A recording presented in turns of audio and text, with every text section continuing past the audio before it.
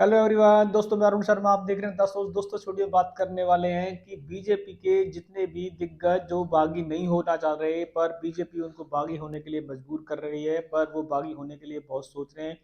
इस वीडियो में बात करने वाले दोस्तों, अगर आप चैनल पहली बार जुड़ सकते हैं सब्सक्राइब करके, ताकि सारी वीडियो को देख पाए। दोस्तों बात करते हैं बीजेपी की। इस बार काफी उठक बैठक हुई है, जिसमें देखा जाए तो राजस्थान से वसुंधरा राजे का जो जाना माना चेहरा था, उनको उन्होंने बाहर का रास्ता दिखा दिया। अगर दूसरे नेता की बात करें, मध्य प्रदेश की शिवराज सिंह चौहान, जो वहां की सबसे बड़ी विक्ट्री का सबसे लोकप्रिय चेहरा, पर बीजेपी ने एक ना सुनी और उनको भी बाहर का रास्ता दिखा दिया, और देखा जाए तो उनको सेवादार बना के रख दिया। तीसरे नेता की बात करें, छत्तीसगढ़, रमन सिंह के बारे में, जिसको बीजेपी ने काफी दिनों से साइडलाइन किया हुआ था, फिर भी बीजेपी में वो बने हुए थे और बीजेपी में आज बने हुए हैं। पर बीजेपी विक्ट्री के बावजूद भी बीजेपी ने नए चेहरों पे दाव खेला और इन तीनों दिग्गजों के चेहरे पे दाव नहीं खेला। पर अब दिग्गज तीनों खाली बैठे हैं और वो इस तरीके की कगार पे हैं कि बीजेपी ने उनको साइडलाइन कर दिया है, पर वो बागी होना नहीं चाहते। सबसे बड़ा रहस्य इसी बात में है कि वो, अगर यही बात अगर कांग्रेस के किसी नेता के साथ हुई होगी, तो शायद उस नेता ने कांग्रेस को भी आंखें दिखा दी होती और शायद वो अब तक बागी हो गए होते। पर बीजेपी के ये तीन चेहरे इतनी बेइज्जती होने के बावजूद भी बीजेपी में क्या कर रहे हैं, इसको हम समझने वाले इस वीडियो में बात करते हैं कि बीजेपी के जो नेता हैं वो बागी क्यों नहीं होना चाहते, और वो किस बात से इनको लेकर डर लगा है कि अगर वो बीजेपी को आके दिखाएंगे और बीजेपी से बागी हो गए तो उनका भविष्य क्या होगा। बीजेपी के इतिहास की बात कर लेते हैं। बीजेपी में अब तक बीजेपी एक ऐसी बड़ी पार्टी है कि बीजेपी में जिसने बीजेपी को आंखें दिखाई हैं, उसका सुथरा साफ करियर का साफ हो चुका है और वो किसी भी पार्टी में विलय नहीं कर पाया।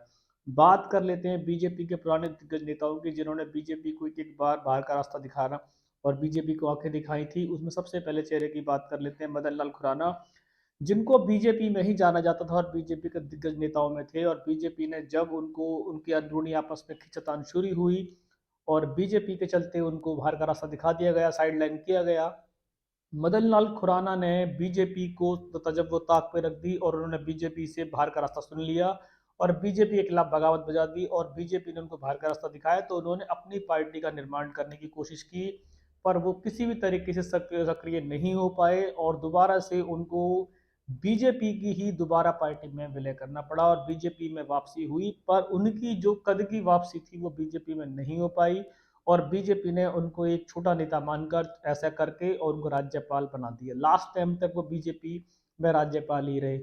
अगर दूसरे नेता बीजेपी की बात करें, जो बीजेपी के दिग्गज नेता थे और उन्होंने बीजेपी को जब आके दिखाई, कल्याण सिंह की बात कर लेते हैं। कल्याण सिंह ने बीजेपी को जब बहुत सख्त तेवर दिखाया और बीजेपी को लगा कि कल्याण सिंह उनसे बड़ी पार्टी बनाना चाहते हैं, तो बीजेपी ने उनको बाहर का रास्ता दिखा दिया। कल्याण सिंह ने भी अपनी पार्टी का निर्माण किया और काफी दिन वो सक्रिय रहे और समाजवादी पार्टी के संपर्क में भी रहे। पर देखा जाए तो कल्याण सिंह का कद समाप्त होने लगा और उनकी पार्टी की कोई वैल्यू नहीं रही। जब उनको लगा कि शायद बीजेपी से बाहर आकर बीजेपी को आगे दिखाकर उन्होंने बहुत बड़ी गलती की है, तो उन्होंने बीजेपी के साथ विलय करना उचित समझा और बीजेपी में आ गए और कल्याण सिंह का भी करियर दोबारा से उभर नहीं पर आया। ऐसे दिग्गज नेता जिन्होंने बीजेपी के लिए आंखें दिखाई और बीजेपी को आंखें दिखाकर उन्होंने पार्टी तो बनाई, पर वो बाहर का रास्ता नाप गए। तीसरे की बात कर लेते हैं, आप बात कर लेते हैं आपकी उमा भारती की। उमा भारती की अडवाणी की जब लड़ाई हुई थी, काफी खींचातान हुई थी और उमा भारती अडवाणी को लेकर उनको 5 साल के लिए पार्टी से निष्कासित कर दिया गया और उमा भारती ने बीजेपी के खिलाफ सख्त तेवर अपनाए और उन्होंने भी अपनी एक छोटी मोटी पार्टी खोलने की कोशिश की और उन्होंने शायद चलाई भी थी।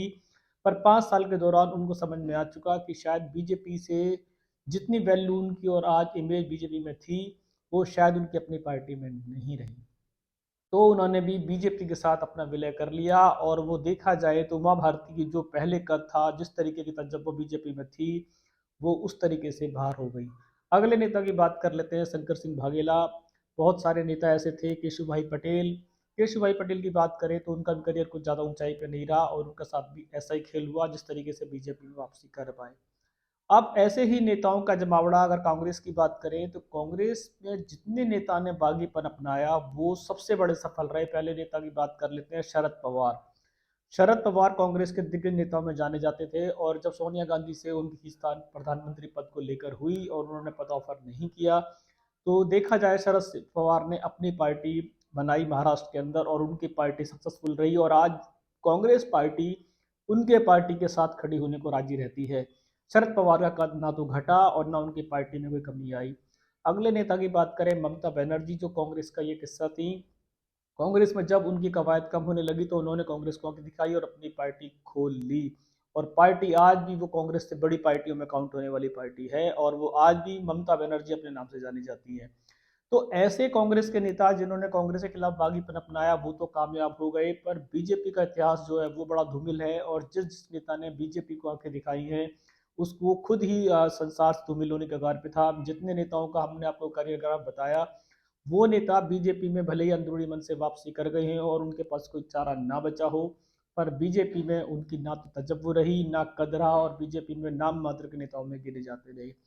अब ये तीन नेता हैं, शिवराज सिंह चौहान, जो चाह कर भी बगावत नहीं कर सके। बीजेपी ने उनको काफ़ी सारे तरीके साइडलाइन करने की कोशिश की, यहाँ तक कि उनको मुख्यमंत्री का पद भी नहीं दिया।